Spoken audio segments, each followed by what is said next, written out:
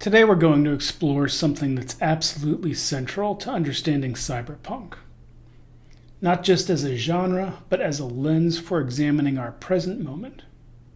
We're going to trace the fascinating and sometimes unsettling journey from the earliest dreams of building thinking machines all the way to contemporary questions about what it means to be human in the age of artificial intelligence. I want you to think about the headlines you've seen recently. Maybe you've noticed that there's a strange tension in how we talk about AI. On one hand, we're constantly hearing about breakthrough after breakthrough, new capabilities that seemed impossible just months ago. But at the same time, we're hearing warnings from the very people building these systems, tech leaders talking about an out-of-control race to develop technologies that even their creators don't fully understand. This tension, this simultaneous excitement and anxiety defines our historical moment in a way that parallels the anxieties we see dramatized in cyberpunk narratives. To grasp why this feels so momentous and so uncertain, we can't just look at the latest ChatGPT update or the newest robot demonstration. To understand where we are now, we need to weave together three different stories. The story of people trying to build thinking machines, the philosophical debate about whether machines could ever truly feel, and the radical reimagining of humanity itself through ideas like the cyborg and the post-human. Today we're going to weave these threads together so you can see the bigger picture. Let's start by going back in time, not to Silicon Valley in the 1970s or even the birth of the modern computer, but all the way back to the Victorian era. The dream of creating a machine that can think, that can reason, that can perhaps even be conscious, that dream is almost 200 years old. In the 1830s, the English mathematician Charles Babbage designed what he called the analytical engine, a mechanical device that could be programmed to perform different calculations using punched cards. Although it was never completed in his lifetime, Babbage's design contained all the essential elements of a modern computer: memory, a processing unit, and the capacity to be programmed. Working alongside Babbage was Ada Lovelace, who wrote what many consider to be the first computer program, a set of instructions for calculating Bernoulli numbers on Babbage's theoretical machine.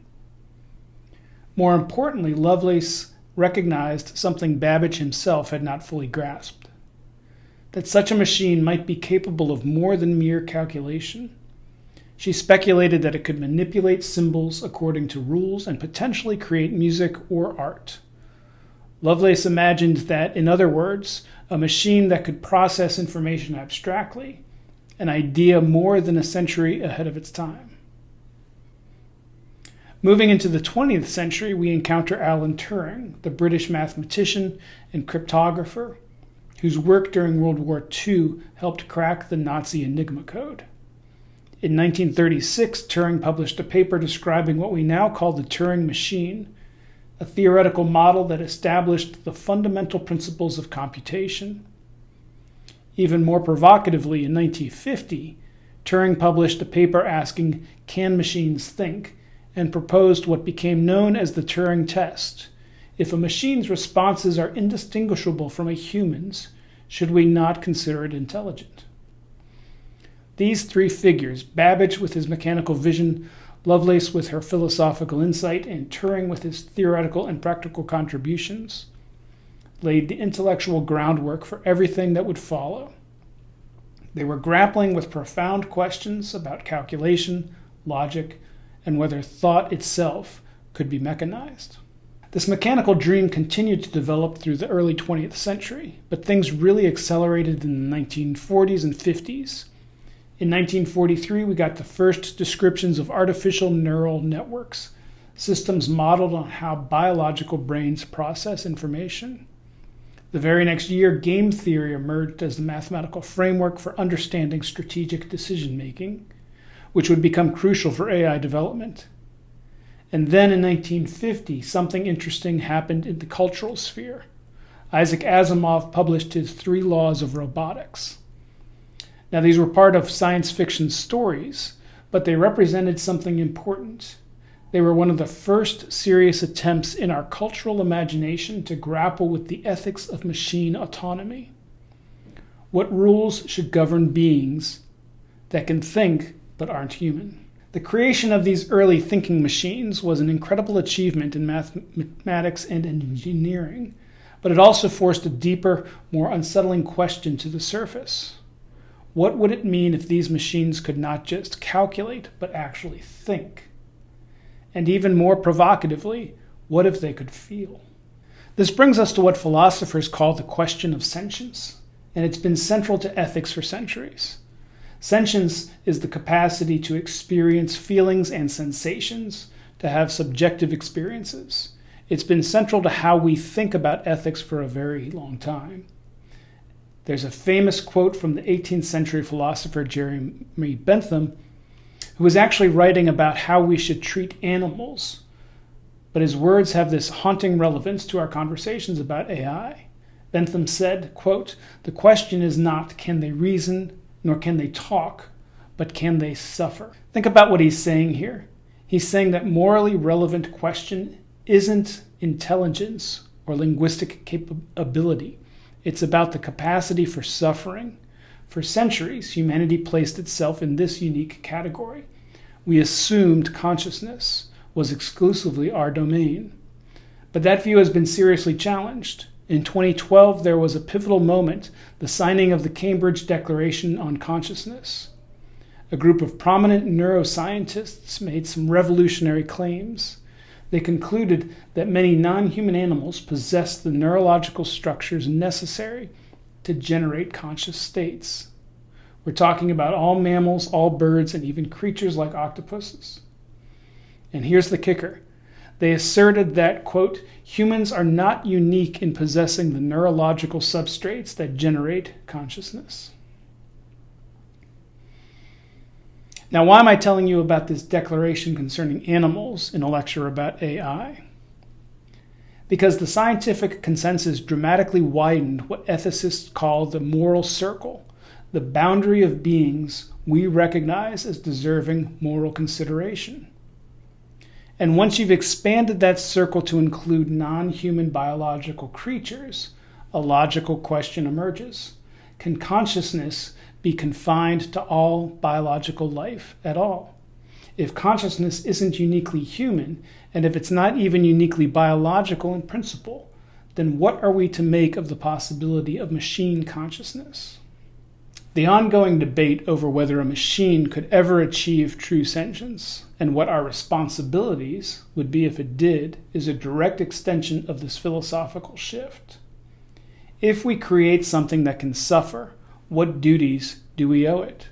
This isn't just abstract philosophy. It's a question that AI researchers and ethicists are actively wrestling with right now. To understand how we got to this point of even asking such a question seriously, we need to understand a framework that emerged in the mid-20th century called cybernetics.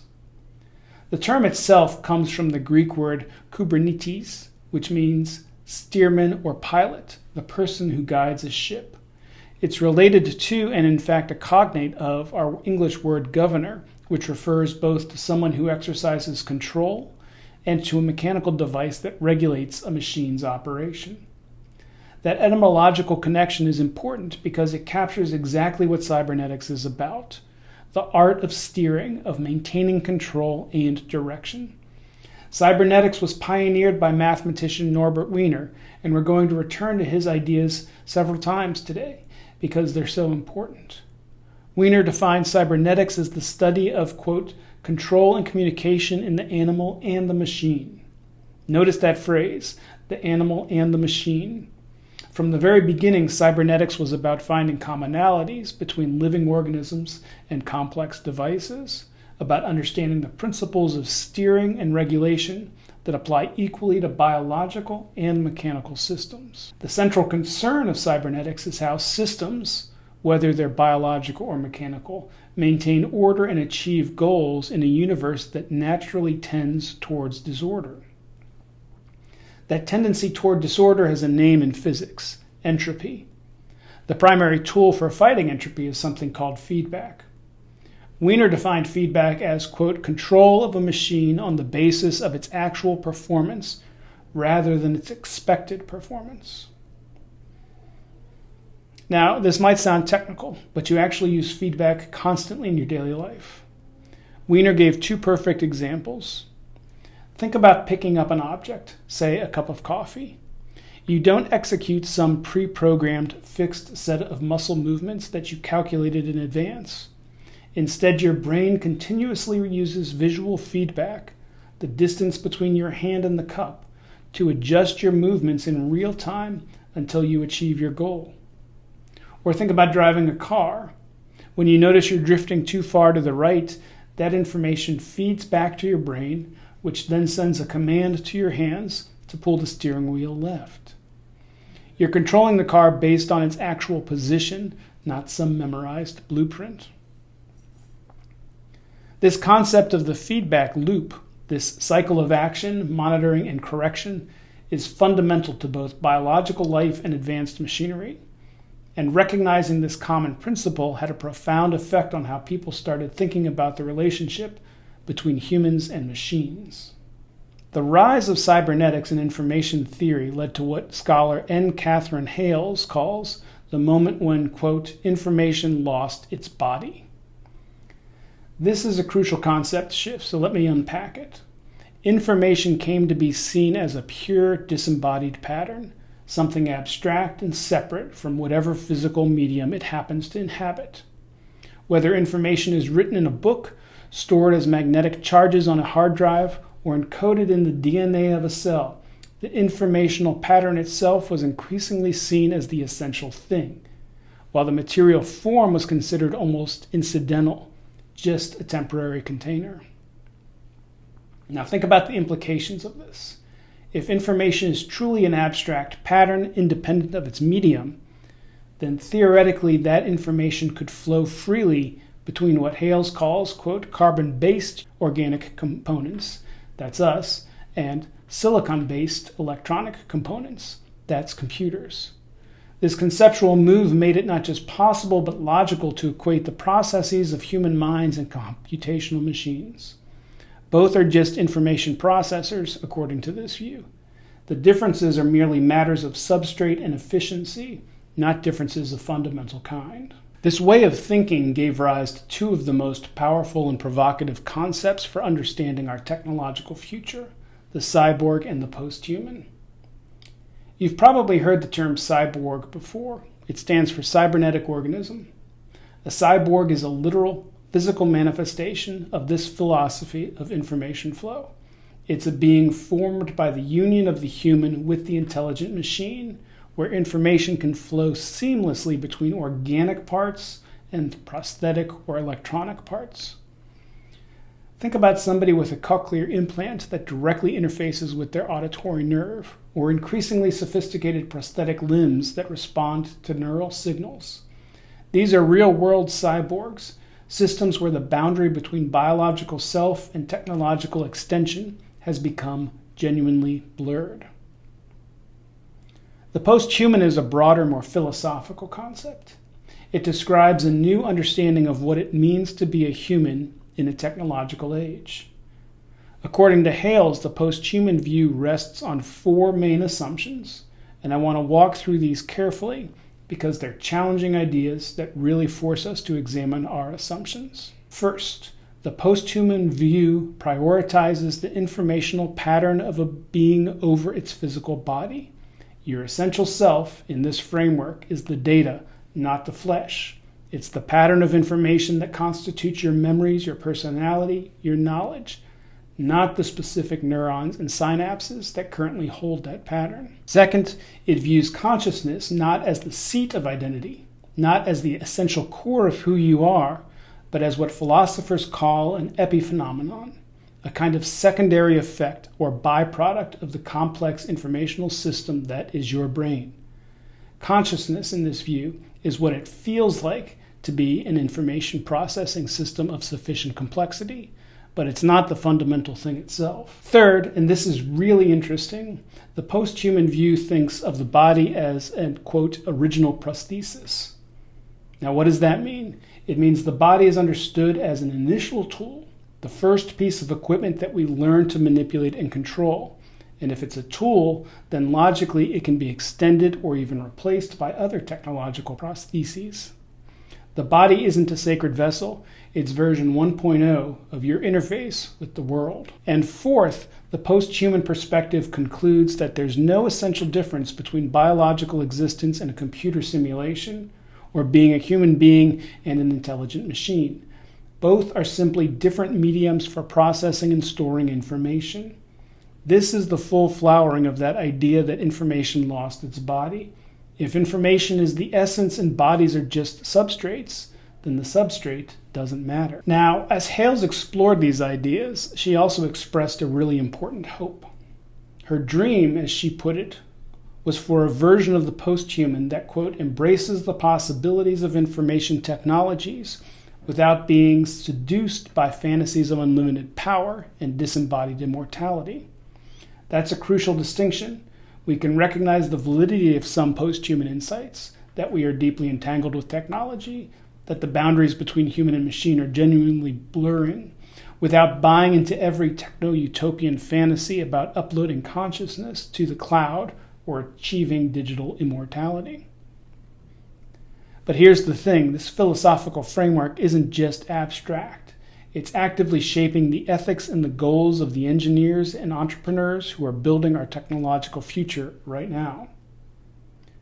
When they see the mind as software to be upgraded and the body as hardware to be replaced, those metaphors drive real decisions about what to build and what to value. Which brings us back to our present moment and what Norbert Wiener, all the way back in the 1940s, called the Second Industrial Revolution. Wiener foresaw that the communication revolution, what we now call the information age, would fundamentally transform society in a way that paralleled the First Industrial Revolution.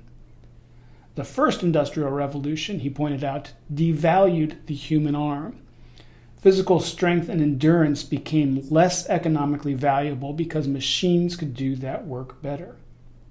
The Second Industrial Revolution, Wiener argued with remarkable prescience, quote, is bound to devalue the human brain.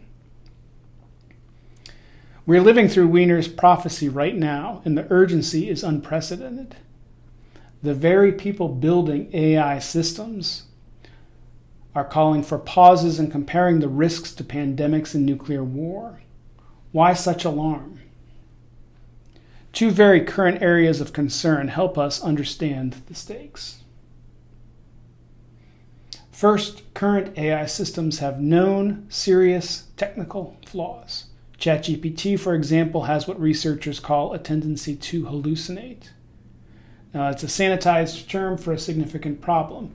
It means the system will provide factually incorrect answers with complete confidence. It presents fiction as fact, and it does so in a way that's incredibly persuasive. This creates what some people call, quote, bullshit at scale, the ability to generate enormous quantities of plausible sounding but incorrect information. That poses a fundamental challenge to our entire information ecosystem. Then there are the societal harms we're already seeing, the rise of deepfakes, hyper-realistic but entirely fabricated images, videos, and audio has created enormous opportunities for fraud and disinformation. The problem has become so severe that it's spurred initiatives like the Deepfake Detection Challenge, which is trying to develop technologies that can identify manipulated media. We're in this weird arms race where AI is being used both to create deceptions and to detect them. Second, there's a legal and ethical battle brewing over intellectual property. A wave of copyright lawsuits has been filed against major AI companies. Major news organizations like the New York Times, CNN, Reuters, the Chicago Tribune, and the Australian Broadcasting Corporation have blocked AI web crawlers from accessing their content. Many of these organizations, along with creative professionals like comedian Sarah Silverman, are suing for what they argue is the unauthorized use of their work as training data. This isn't an isolated complaint from a few individuals. It represents a broad-based industry pushback against how AI systems are being developed. I want to close with Norbert Wiener's wisdom because I think he offers us a powerful framework for understanding our responsibility. Wiener used an analogy from a classic horror story called The Monkey's Paw. In that story, a magical object grants wishes, but it does so in the most literal and horrific way possible, leading to tragedy. Wiener said this is exactly like our relationship with powerful computational systems, and he drew out 2 core warnings. First, a machine that cannot learn will be completely literal-minded. It will execute our commands exactly as stated without any understanding of our intent.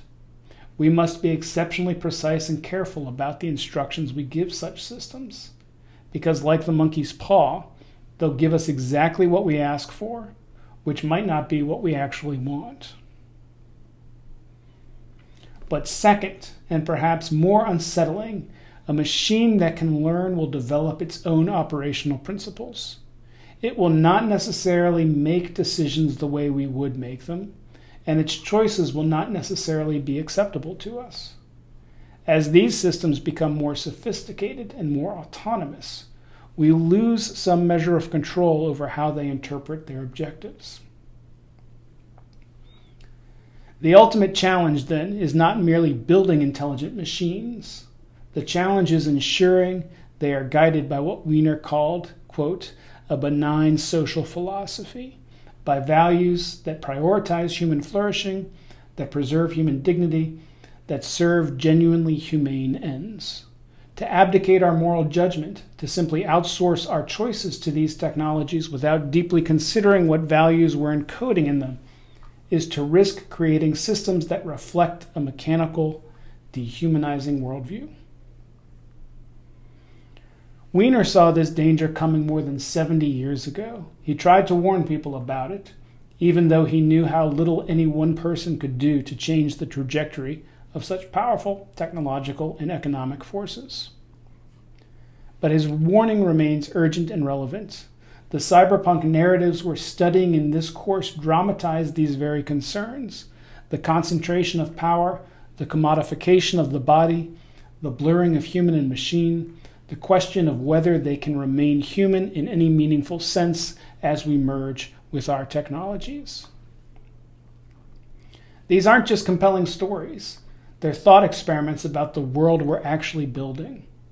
And that's why understanding the history and philosophy of artificial intelligence, of cybernetics, of posthumanism, that's why all this matters. It gives us the conceptual tools to think critically about the choices being made right now, in this moment, that will shape the world we're going to live in. So as we continue through this course, as we analyze Neuromancer and Ghost in the Shell and Machinehood, I want you to keep these frameworks in mind. Ask yourself, what vision of the post-human is this text offering? Is it embracing or resisting the idea that information is more important than embodiment? What role does consciousness play? How is power distributed in this imagined future?